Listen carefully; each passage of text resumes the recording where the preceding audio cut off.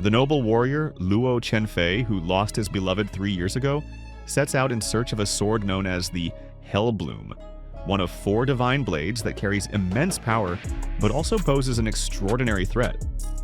To help him, he recruits a young woman named Mu Xi, the heir to the Tianxing sect, and gradually falls in love with her. By now, most people have heard that so-called microdramas have become extremely popular in China over the past few years. Series made up of very short episodes, just a few minutes long, designed primarily for viewing on mobile phones. This industry is indeed thriving, but its main threat to traditional cinema isn't just the fragmentation of full-fledged storytelling or the fact that regular viewers of microdramas grow unaccustomed to feature-length narratives. The bigger issue is the radical simplification of production. The online film chaotic Jianghu, Divine Weapons Rivalry is a direct byproduct of this trend, an attempt to pass off a microdrama as a real movie. It serves as a perfect example of why this idea is doomed to fail. Although the 2 lead roles are played by professional and relatively well-known actors, everything else about the film screams amateurism. Utterly dilettantish, homegrown nonsense with neither a proper script nor even remotely acceptable technical quality. In today's world, any high schooler with a smartphone could shoot something like this. And there's a strong chance they'd do a better job than the creators of Chaotic Jianghu. True to its title, Chaotic Jianghu has no screenplay in the traditional sense. Instead of a cohesive 3-act structure, it offers a string of scenes that last just a few minutes each.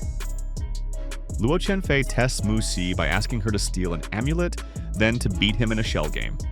Each of these scenes feels like it was originally conceived as a standalone microdrama episode. None of it happens because the overarching plot demands it.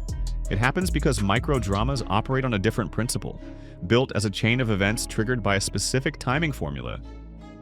This structure, which prioritizes events over character development and conflict, makes it impossible to truly get to know the characters or connect with them. It simply doesn't work in a feature-length format.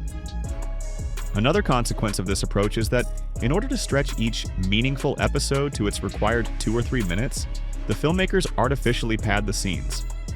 The result is cringe-inducing moments where characters stand silently for half a minute, just staring at a sword in a cave.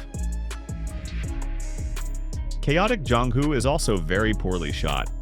The lighting is clumsy and unnatural, and in some scenes it's so overdone that the footage looks outright defective.